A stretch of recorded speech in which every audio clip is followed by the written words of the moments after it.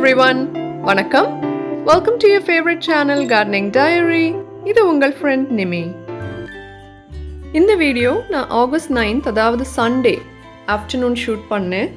Continuous ரெயினாக தான் இருந்துட்டு இருந்துச்சு. இடையில ட்ரிஸ்லிங்காகவே இருந்துட்டு இருந்துச்சு. All the way from afternoon till evening. அப்போது அந்த கேப்பில் I used an umbrella and tried to shoot this video for all of you. Weather நல்லா இருக்குது. ஓரளவுக்கு ரெயின் பிளான்ஸுக்கு தேவை தான். So it's good. அண்ட் நிறைய பேர் உங்கள் லொக்கேஷனில் உள்ள வெதர் கிளைமேட் பற்றி கூட ப்ரீவியஸ் வீடியோவில் கமெண்ட் பண்ணியிருந்தீங்க. Thank you so much. இந்த வீடியோ வந்து புது கார்டனர்ஸ்க்கு எல்லாருக்கும் ரொம்ப யூஸ்ஃபுல்லாக இருக்கும். அதாவது புதுசாக ரோஸ் வாங்குறீங்க அப்படின்னா எந்த மாதிரி ரோஸ் வாங்கணும், எதுக்கு அந்த மாதிரி ரோஸ் வாங்கணும் அப்படின்ற கொஞ்சம் டிப்ஸ் தான் அந்த வீடியோவில் நம்ம பார்க்க போகிறோம். ரோஸ் வெரைட்டி வீடியோவில் சொல்லியிருந்தேன்ல, அதோட கண்டினியூவேஷன் தான் இது. வீடியோக்குள்ளால போகிறதுக்கு முன்னாடி என்னோடய ஃபேரி ரோஸை காமிக்கலாம் அப்படின்னு ஆசைப்பட்றேன். இப்போ உள்ள கரண்ட் சுச்சுவேஷன். நான் ஃபேரி ரோஸ் வீடியோ போட்டு கொஞ்ச நாள் ஆயிடுச்சு. அதுக்கப்புறமா ரொம்ப வீடியோவில் காமிக்கல. இப்போது மழை அப்படின்னால அதோட ஸ்டெம்ஸ் எல்லாம் பூ வந்து கொத்து கொத்தா பஞ்சாக இருக்கும் பாருங்கள். அந்த வெயிட்டு தாங்க முடியாமல் செடி எல்லாமே அப்படி கமந்துடுச்சு. ஆனால் பார்க்குறதுக்கு கொஞ்சம் நல்லா தான் இருக்குது. இந்த கிரேப்ஸ் எல்லாம் கொத்து கொத்தா தொங்கின மாதிரி இந்த பூக்கள் ஃபேரி ரோஸோட ஸ்பெஷாலிட்டி அதுதானே. அந்த மாதிரி எல்லாம் அப்படி கமந்து வளைஞ்சு கொஞ்சம் வித்தியாசமாக பார்க்குறதுக்கு நல்லா இருக்குது. இனி வெதர் நார்மல் ஆகும்போது சரியாயிரும் அப்படின்னு நினைக்கிறேன். So I hope you also like these. It's so pretty. நிறைய பேர் கமெண்ட்டில் கேட்ட விஷயம், நான் இந்த மாதிரி ரோஸஸ் எல்லாம் எங்கேருந்து வாங்கினேன், கலெக்ட் பண்ணேன் அப்படின்னு. நான் வந்து ட்ரிவாண்ட்ரமில் இருக்கேன். மோஸ்ட் ஆஃப் த ரோஸஸ் எல்லாமே இங்கே கேரளாவில் லோக்கலி வாங்கினது தான். உங்களுக்கு ரோஸஸ் வேணும் அப்படின்னா உங்கள் லோக்கல் நர்சரியில் கேட்டு அவங்க எங்கேருந்து வாங்குகிறாங்களோ அவங்கக்கிட்ட வாங்கி தர சொல்லி கேட்கலாம். இல்லாட்டி நீங்கள் வந்து இந்த மாதிரி லொக்கேஷன்ஸுக்கு கேரளாவோ அல்ல பெங்களூர் ஒரு ட்ரிப்பு போயிட வேண்டியதுதான் ரோஸஸ் கலெக்ட் பண்ணோம் அப்படின்னா. ரோஸ் அப்படிங்கிறது வந்து ஜெண்டர் வேறுபாடு இல்லாமல் எல்லாருக்குமே பிடிக்கக்கூடிய ஒரு பிளான்ட் இல்லையா. பிகினர்ஸாக இருக்கும்போது ரோஸ் வெரைட்டி பற்றி எதுவுமே தெரியாமல் நர்சரியில் போய் நமக்கு பிடிச்ச ரோஸை வந்து ஜஸ்ட்டு வாங்கிட்டு வந்து நம்ம வளர்க்க ட்ரை பண்ணுவோம் இல்லையா. அது சில டைம் வந்துடும், லக் இருந்துச்சுன்னா வந்துடும். மெஜாரிட்டி ஆஃப் த டைம் வந்து வராது. அப்படி நம்ம ட்ரை பண்ணி டிசப்பாயின்மெண்ட் ஆகிருப்போம். உங்களில் நிறைய பேர் ஆகிருப்பீங்க. நானும் அந்த மாதிரி ஆகியிருக்கேன். இப்போ ஒரு லாஸ்ட் 4 இயர்ஸாக தான் நான் ரோஸை பற்றி நிறைய லேர்ன் பண்ணி எக்ஸ்பெரிமெண்ட் பண்ணி நிறைய டிப்ஸ் எல்லாம் அதிலேருந்து தான் ஐவ் டேக்கன். அதெல்லாம் தான் உங்களுக்கு நான் ஷேர் பண்ணியிருக்கேன். நீங்கள் பிகினர்ஸாக இருந்தீங்க அப்படின்னா ரோஸ் வளர்க்குறதுல இல்லை உங்களுக்கு பாஸ்ட்டில் பேட் எக்ஸ்பீரியன்ஸ் இருந்துச்சு அப்படின்னா நீங்கள் ரோஸ் வாங்கும்போது எப்போவுமே இந்த மாதிரி சிங்கிள் ஸ்டெம் ரோஸ் இருக்குது பார்த்தீங்களா, 30 ரூபீஸ்க்கெலாம் வச்சுருப்பாங்க. பெரிய ஃப்ளவராக இருக்கும். அது மெஜாரிட்டி ஆஃப் த டைம் வந்து ஹைப்ரிட் டீ ரோஸாக இருக்கும். ஒரு ஸ்டெம்மில் ஒரு பூ அந்த மாதிரி இருக்கக்கூடிய ரோஸ். அது வந்து ரொம்ப டைம் எடுக்கும். இது நான் எக்ஸ்பெரிமெண்ட் பண்ணுறதுக்காக இப்போது ரீசெண்டாக ஒரு 4 மந்த்ஸ்க்கு முன்னாடி நான் வாங்கினது, ஒரு 3-4 மந்த்ஸ்க்கு முன்னாடி நான் வாங்கின ரோஸஸ். அதோட சிச்சுவேஷன் எப்படி இருக்குது பாருங்கள். ஒன்றாவது வந்து கான்ஸ்டன்ட் ரெயின். நான் வாங்கி வச்சு 2 வீக்ஸில் இருந்தே இப்போ வரைக்கும் கண்டினியூஸ் ரெயின். அப்போ நிறைய ஃபங்கஸ் ப்ராப்ளம் இருந்துச்சு. அப்பப்போ திரும்ப ட்ரை டு ரீக்ரோ அண்ட் திரும்ப மழை வந்துடும். அப்போது அந்த ப்ரௌன் ஸ்பாட் வந்து திரும்ப லீவ்ஸ் எல்லாம் தொழிஞ்சிரும். அப்போ அது க்ரோயிங் பீரியட், அது ரூட் க்ரோத், லீவ்ஸ் நிறையா இருந்துச்சு அப்படின்னா தானே ஃபோட்டோசிந்தசிஸ் எல்லாம் அந்த ப்ராசஸ் நடக்கும். அப்போ பிளான்ட்டுக்கு வளர்ச்சி நல்லா சீக்கிரமாக இருக்கும். ஸோ நம்ம என்ன இந்த மாதிரி ரோஸ் இருந்துச்சு அப்படின்னா நம்ம என்ன நினைப்போம் இல்லையா. இது எக்ஸ்பெரிமெண்ட்டுக்காக நான் வாங்கிட்டு வந்தது. இது ஸ்பெஷலி ஒரு ஸ்டெம் தான் இருந்துச்சு நான் வாங்கிட்டு வரும்போது. அதுக்கப்புறமா எனக்கு அதில் இருந்து எக்ஸ்ட்ரா 2 மெயின் பிரான்ச்சஸ் வந்துச்சு. ஸோ நம்ம ரோஸ் வாங்கும்போது அந்த மாதிரி செடி வாங்காமல் கொஞ்சம் வித்தியாசமான ரோஸ் வாங்கணும். அது எப்படி இருக்கும், அதை எப்படி கண்டுபிடிக்கிறது, அதெல்லாம் தான் இந்த வீடியோவில் நம்ம பார்க்க போகிறோம். இப்போ நீங்கள் பார்க்குற அந்த பிங்க் பூவுள்ள ரோஸ் வந்து நான் நட்டு ஒரு 20 டேஸ் தான் ஆகுது. அதில் க்ரோத் எவ்வளோ வந்திருக்கு பாருங்கள். புதிய ஸ்டெம்ஸ் எல்லாம் நீளமாக வளர ஆரம்பிச்சிருக்கு. இதுதான் ஹைப்ரிட் டீ டைப் ரோஸ். நீளமாக ஸ்டெம்மில் இந்த மாதிரி ஒரு பெரிய பூ இருக்கும். அது வாங்காதீங்க. எந்த மாதிரி ரோஸ் வாங்கணும் அப்படின்னா போலியாந்தா இல்லை ஃப்ளோரிபண்டா. போலியாந்தா தான் நீங்கள் இப்போ பார்க்குற ரோஸ். அந்த நீங்கள் பூ இல்லைனாலும் நர்சரியில் அந்த ரோஸ் செடியில் மேலே மொட்டு நிறைய இருக்கும், கொத்தாக இருக்கும். இந்த ரோஸ் வந்து ரொம்ப காமனாக ஈஸியாக ஆல்மோஸ்ட் எல்லா நர்சரியிலையும் அவைலபிளாக இருக்கும். ஸோ அது வாங்கலாம் நீங்கள். இல்லாட்டி இந்த மிட் சைஸ் பிளான்ட் இது பாருங்கள். இது ஒரு மினியேச்சர் வெரைட்டி. ஆனால் இதில் இப்போ பூ இல்லை. இதோட வேறு பிளான்ட்ஸ் நான் கொஞ்சம் உங்களுக்கு காமிக்கிறேன். இது ஒரு மினியேச்சர். இது இந்த வீக் தான் நான் நட்டேன். அதில் பூ எல்லாம் கட் பண்ணி விட்ருக்கேன். இது நட்டு ஒரு 1 வீக் இருக்கும்னு வைங்களேன். இது லெஸ் தேன் 1 வீக் இந்த குட்டி மினியேச்சர் ரோஸ். இதில் பார்த்தீங்கன்னா 3 ஸ்டெம் இருக்குது. இது நார்மல் 30 ருபீஸ், இது 50 ருபீஸ்ன்னு நினைக்கிறேன். கவரில் தான் இருந்துச்சு. என்கிட்ட இந்த வெரைட்டி இல்லை, அதனால நான் இது வாங்கிட்டு வந்தேன். ஸோ நீங்கள் இந்த மாதிரி மினியேச்சர் வெரைட்டி கூட நீங்கள் வாங்கலாம். அண்ட் இதில் பாருங்கள் 3 ஸ்டெம் இருக்குது. மெயின் அந்த பட்டட் ஏரியாவிலேருந்து 2 பக்கமும் சுற்றி ஒரு 3 ஸ்டெம் இருக்குது. இந்த மாதிரி மினியேச்சர் ரோஸ் கூட நீங்கள் வாங்கிக்கலாம்.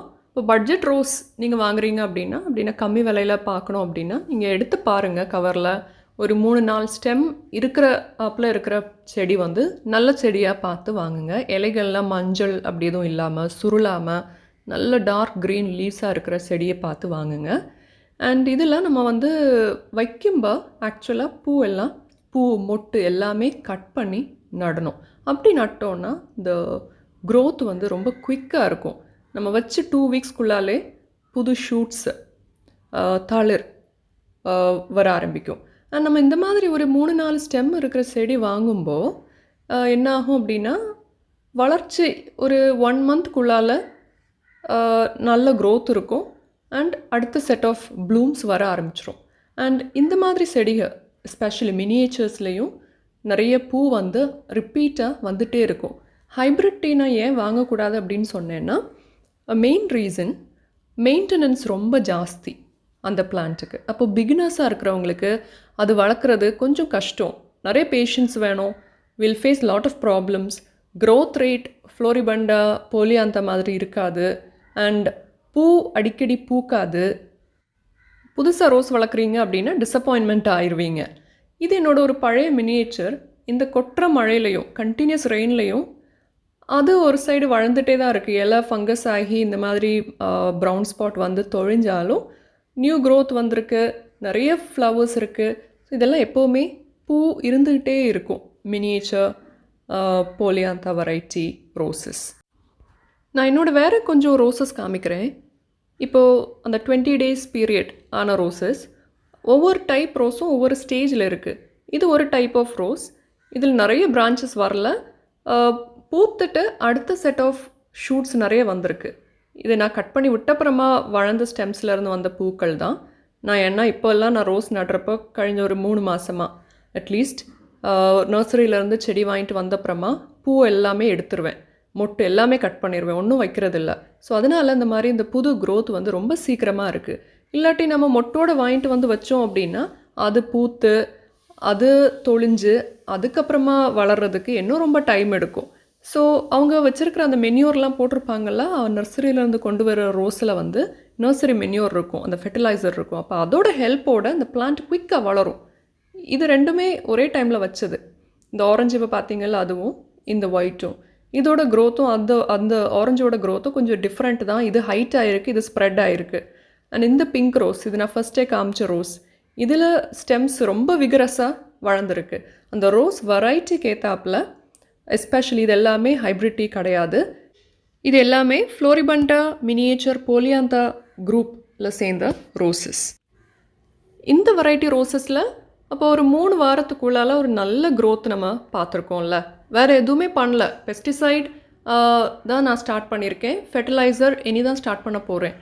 அப்போது ஹைப்ரிட் டீ வாங்கினோன்னா இந்த 3 வீக்ஸ் டைமில் இவ்வளோ வளர்ச்சி இருக்கவே இருக்காது. அதுவும் நம்ம சிங்கிள் ஸ்டெம் ரோஸ் வாங்கினோன்னா யோசிக்கவே வேண்டாம். புதுசாக ரோஸ் வளர்க்குறவங்களுக்கு இந்த மாதிரி நர்சரியிலேருந்து வாங்கி கொண்டு வச்சு அது வளரலை அப்படி சீக்கிரமாக தூக்கி போட்டு போயிட்டே இருக்கும் அப்படின்னா சீக்கிரமாக இன்ட்ரெஸ்ட் போயிடும். அப்புறமா நம்ம வளர்க்கவே தோணாது இல்லையா? அப்போ இதில் நீங்கள் பார்த்த டிப்ஸுக்கு ஏத்தாப்புல ரோஸ் வாங்கினீங்க அப்படின்னா கொஞ்சம் சீக்கிரமாக வளரவும் செய்யும், பூவும் உங்களுக்கு பூத்துட்டே இருக்கும். அந்த பீரியடில் நமக்கு வந்து வேறு என்னெல்லாம் ரோஸில் பண்ணணும், எப்படி கேர் பண்ணணும் அப்படின்றதெல்லாம் நமக்கு ட்ரை பண்ணுறதுக்கும் வசதியாக இருக்கும். அப்போ அந்த பீரியடில் நம்ம வந்து அதெல்லாம் எக்ஸ்பீரியன்ஸ் பண்ணி படிக்கிறதுக்கும் வசதியாக இருக்கும். அப்போ நமக்கு தெரியும், ஓகே இதெல்லாம் இந்தந்த கிளைமேட்டில் எந்த மாதிரிலாம் ப்ராப்ளம்ஸ் வரும், அது எப்படி டீல் பண்ணுறது அப்படின்றது. ஸோ நம்ம ஃபஸ்ட்டு இன்ட்ரெஸ்ட் போயிடுச்சுன்னா ஒன்றுமே பண்ண முடியாது. ஸோ இந்த மாதிரி பண்ணி பாருங்கள், நல்ல ரிசல்ட் இருக்கும் கண்டிப்பாக. ஓகேவா? இப்போ நீங்கள் பார்க்குற ரோஸ் எல்லாமே இப்போ இந்த வீக்கு நான் வாங்கி நட்டது. 7 days கூட இன்னும் ஆகலை. அது பாருங்கள், சிலதெல்லாம் சின்ன ரோஸாக இருக்குது, இது கொஞ்சம் பெரிய டைப் ரோஸு. இது வந்து ஒரு ஃப்ளோரிபண்டா, ஹைப்ரிட்டி கிடையாது. எல்லாத்துலேயுமே நான் பூ வந்து எடுத்துட்டேன், மொட்டு பூ எல்லாமே எடுத்துட்டேன். இந்த ஒரே ஒரு ரோஸில் எனக்கு அந்த கலர் என்ன அப்படின்னு பார்க்கணுமா இருந்துச்சு, ஸோ அதனால் போட்டிருக்கேன். பாக்கி எல்லா பிளான்ட்ஸையும் நான் கம்ப்ளீட்டாக ப்ரூன் பண்ணிட்டேன். ஸோ அந்த மெத்தடும் நீங்கள் ட்ரை பண்ணி பாருங்கள். எல்லாருக்கும் பூ வாங்கிட்டு வந்து செடி வச்சோம் அப்படின்னா பூக்கிறது தான் பிடிக்கும்ல, என்ன இவங்க லூஸ் மாதிரி சொல்கிறாங்க அப்படின்னு நீங்கள் நினைக்கலாம். பட் அந்த tip is very good actually. So மொட்டோட விரியாத மொட்டு, சின்ன மொட்டெல்லாம் இருக்கும்ல, எல்லாத்தையுமே கம்ப்ளீட்டாக கட் பண்ணிடுங்க. அப்போது உங்களுக்கு க்ரோத்து ரொம்ப குவிக்காக இருக்கும். ரோஸ் பாட்டிங் பற்றி தெரியணும் அப்படின்னா மேலே அந்த ஐ பட்டன் ப்ரெஸ் பண்ணிங்கன்னா அந்த வீடியோ லிங்க் கொடுத்துருக்கேன். இந்த வீடியோட கடைசிலையும் ரோஸ் பாட்டிங் பற்றின வீடியோ லிங்க் கொடுத்துருக்கேன். அப்போது பாட்டிங் மிக்ஸ் எப்படி பண்ணணும், ப்ரிப்பேர் பண்ணணும், எப்படி பாட் பண்ணணும், அந்த மாதிரி உள்ள டிப்ஸ் எல்லாம் அந்த வீடியோவில் நீங்கள் பார்ப்பீங்க. அதை நீங்கள் ஃபாலோ பண்ணாலே போதும். நான் ரோஸ் எல்லாம் நட்டு உடனே டெரஸ்க்கு ஓப்பனில் மாற்றிட்டேன். பிகாஸ் ரெயினாகவே இருந்துகிட்டு இருக்கனால சன் இல்லை, ஸோ எந்த பிரச்சனையும் வராது, செடி வாடாது. ஸோ எல்லாத்தையுமே ஓப்பனில் மாற்றிட்டேன். அண்ட் ரெண்டாவது, என்னோடய பாட்டை பார்த்தீங்கன்னா எங்கேயுமே தண்ணி தேங்கி நிற்கல, ரொம்ப ட்ரையாக, க்ளீன் ட்ரைனேஜ். அப்போ அந்த potting mix is the secret. எனக்கு தெரிஞ்ச எல்லாத்தையும் நான் உங்களுக்கு ஷேர் பண்ணியிருக்கேன். ட்ரை பண்ணி பாருங்கள், அதோட ரிசல்ட் எப்படி இருந்துச்சு அப்படின்னு கண்டிப்பாக கமெண்ட் பண்ணுங்கள். இல்லாட்டி என்னோடய ஃபேஸ்புக் பேஜ் கார்டனிங் டைரியில் கூட நீங்கள் அதை ஷேர் பண்ணலாம். இது வந்து இப்போ பார்த்தோம்ல K அந்த ரோஸ் பூத்து முடிச்சு எல்லாம் டெட் ஹெட் பண்ணி விட்டதுக்கப்புறமா வந்த க்ரோத் எவ்வளோ குவிக்காக, எவ்வளோ நிறைய புது ஷூட்ஸ் வந்து வளர்ந்துருக்கு அப்படின்னு பாருங்கள். இதுக்கு நான் மெனியூரிங்லாம் ஸ்டார்ட் பண்ணிட்டேன். So the plant is very well now. அப்போது எந்த மாதிரி ரோஸ் வாங்கணும், எந்த மாதிரி ரோஸ் வாங்கக்கூடாது, ரோஸ் எப்படி நடணும், ரோஸ் வாங்கும்போது என்னெல்லாம் ஃபாலோ பண்ணணும், அதை எப்படி தெரிஞ்சுக்கிறது அப்படின்றதெல்லாம் நான் உங்களுக்கு சொன்னேன். Do try it and happy shopping, happy gardening. கண்டிப்பாக எல்லாம் பாசிட்டிவாக தான் இருக்கும். Okay, so that's all on this video. Thank you so much for வாட்சிங் எவ்ரி ஒன். அப்போ மறுபடியும் வேறொரு இன்ட்ரெஸ்டிங்கான டாப்பிக்கோட இன்னொரு வீடியோவில் உங்களை மீட் பண்ணுறேன். அது வரைக்கும் this is your Nimi saying good bye from gardening diary. Bye bye every one.